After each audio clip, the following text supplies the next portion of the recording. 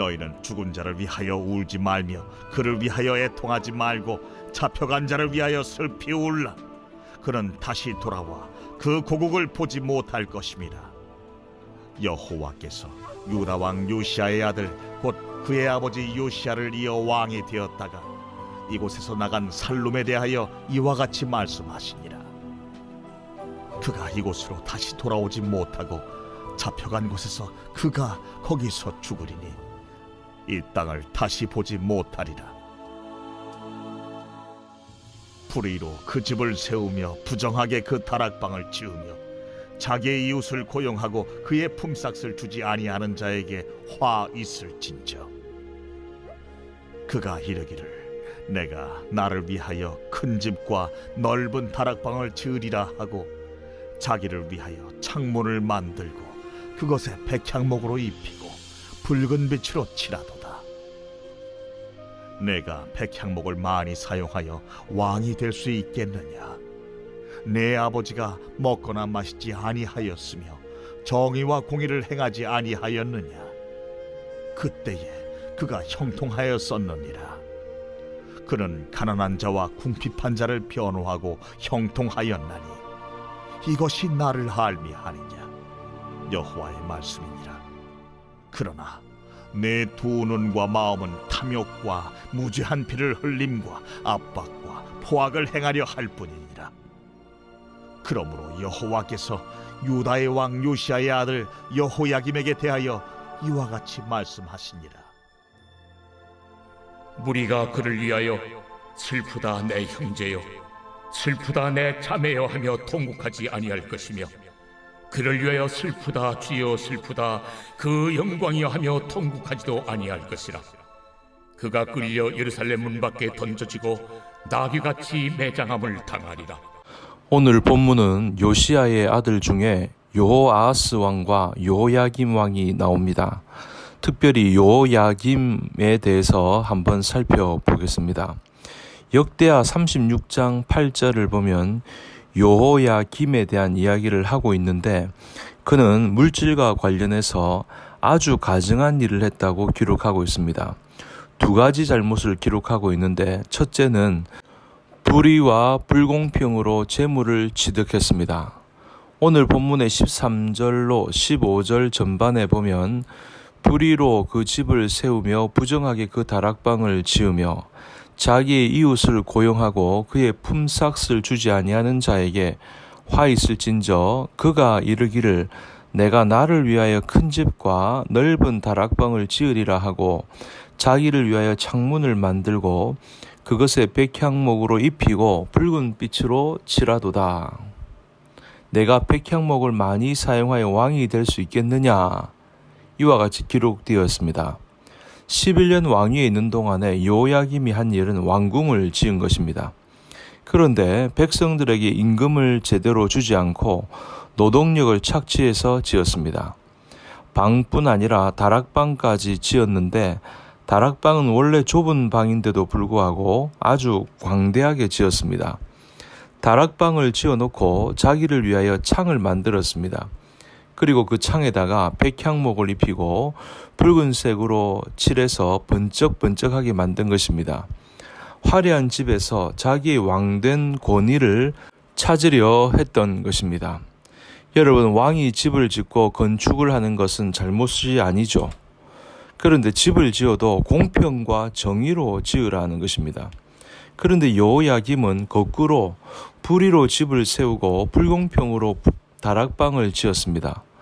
권력으로 국민을 압제하고 불의로 집을 짓고 불공평으로 다락방을 지은 것입니다. 또한 불공평과 불의로 재물을 획득했습니다. 이 여호야김은 물질에 관하여 탐욕스러웠고 이기적이었고 자기중심적이었고 이것을 하나님이 심판하신 것입니다. 오늘 본문 15절 중반으로 16절에 보니까 내 아버지가 먹거나 마시지 아니하였으며 정의와 공의를 행하지 아니하였느냐? 그때 그가 형통하였었느니라. 그는 가난한 자와 궁핍한 자를 변호하고 형통하였나니 이것이 나를 알미 아니냐? 여호와의 말씀이니라. 여기에 보시면 아버지 요시야도 먹거나 마시지 아니하였으며 이렇게 말씀하고 있죠. 무슨 말인가 하면 요야김 네가 먹느냐? 내 아버지 요시야도 먹었다. 요야김 내가 마시느냐? 내 아버지 요시야도 마셨다. 내가 잘 먹느냐? 내 아버지도 잘 먹었고 내가 잘 마시느냐? 내 아버지도 잘 마셨다. 그러나 네 아버지는 공평과 의를 행하며 먹고 마셨느니라 이 말씀이죠. 그런데 너는 불공평과 불의로 먹고 마시고 있지 않느냐? 이것이 여호와의 말씀입니다. 하나님을 아는 사람은 물질적인 형통과 부여를 누려도 공평과 의리를 버리지 않는다는 말입니다. 이것이 요시야식의 부요였던 것입니다. 두 번째, 물질적 부요로 인해 영적 반항심을 가졌다는 것입니다. 여러분 21절에 보니까 네가 평안할 때에 내가 내게 말하였으나 내 말이 나는 듣지 아니하리라 하였나니 내가 어려서부터 내 목소리를 청종하지 아니함이 내 습관이라. 내가 평안할 때에 이 부분을 영어 성경 킴 제임스 버전에 보니까 내가 물질적으로 번영할 때라고 기록되었습니다. 여러분 영어 속담이 이런 속담이 있습니다. 역경은 인간을 만들지만 순경은 괴물을 만들어낸다. 여러분 요야깁은 어린 시절 아버지 요시야 왕 덕분에 물질에 부족함이 없었습니다. 먹고 싶은 것 다 먹고 마시고 싶은 것 다 마시며 입고 싶은 것을 다 입고 놀고 싶은 것을 다 놀았습니다. 그런데 이런 풍요로움 가운데 요야김은 인간이 안 되고 괴물이 되어버렸던 것입니다.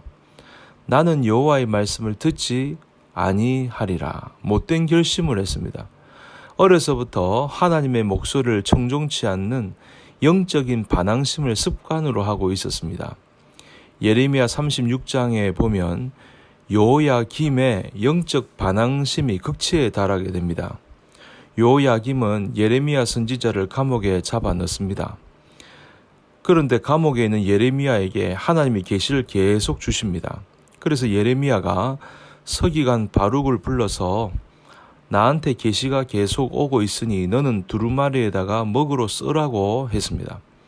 바룩이 먹으로 두루마리에 유다 왕들이 죄를 회개치 않으면 바벨론의 포로가 될 것이다 하는 내용을 기록했습니다. 요야김 왕에게 이것을 갖다 주면 요야김의 신하인 여후디가 낭독을 하게 됩니다. 그런데 요야김 왕은 그 말씀을 들을 때 두려워하지도 않고 그 옷을 찢어 겸비하지도 않았습니다. 도리어 작은 칼로 두루마리를 잘랐고 옆에 있는 화롯불에 던져버렸습니다. 이 영혼 속에 얼마나 사악한 반항심이 가득한가 하는 것을 알 수 있습니다. 그리고 예레미야와 바룩을 잡아 죽여라는 명령을 내리게 됩니다. 그러나 하나님이 숨겨주셔서 요야김이 그들을 죽이지 못하고 오히려 요야김 자신만 후에 죽게 됩니다. 하나님은 다시 말씀을 두루마리에 기록하게 하시고 이번에는 요야김을 향한 저주의 내용을 첨가하게 하셨습니다. 그 시체는 버림을 입어서 낮에는 더위 밤에는 추위를 당하리라. 여러분 시체가 낮에 더우면 어떻고 밤에 추우면 어떻겠습니까? 이것은 여러분 제대로 매장도 못 받는 존재가 될 것이라는 말입니다. 결국 이 요야김은 죽어도 아무도 애곡하는 자가 없고 성 밖에 던져져서 머리가 깨져 죽게 되고 비참하게 그 시신은 굴러다니는 낙엽처럼 죽은 나귀처럼 될 것이라는 말입니다. 정말 그렇게 되었죠. 여러분 요야김의 죄는 두 가지입니다. 첫 번째는 물질의 부여를 추구하되 불의한 방식으로 추구했다는 것이고 두 번째는 물질적으로 번영하니까 영적으로 하나님에게 반항했다는 것입니다. 여러분 잘 살게 되면 하나님을 멀리할 가능성이 많습니다. 물론 부자가 되지 말라는 법이 아니죠. 그런데 우리 인간의 습성이 돈이 많이 들어오다 보니까 하나님이 주신 은혜를 잊어버리는 수가 있습니다. 신명기 8장 12절에서 14절 전반에 보니까 이런 말이 나옵니다. 내가 먹어서 배불리고 아름다운 집을 짓고 거하게 되며 또 내 우양이 번성하며 내 은금이 증식되며 내 소유가 다 풍부하게 될 때에 두렵건대 내 마음이 교만하여 내 하나님 여호와를 잊어버릴까 하노라. 여러분, 물질은 하나님을 잊어버리게 하는 위험이 있습니다. 우리는 하나님을 잊지 말아야 합니다. 그리고 부유와 번영 가운데서도 하나님을 더 많이 알고 하나님께 영광 돌리는 저와 여러분 되시기를 주님 이름으로 축원합니다.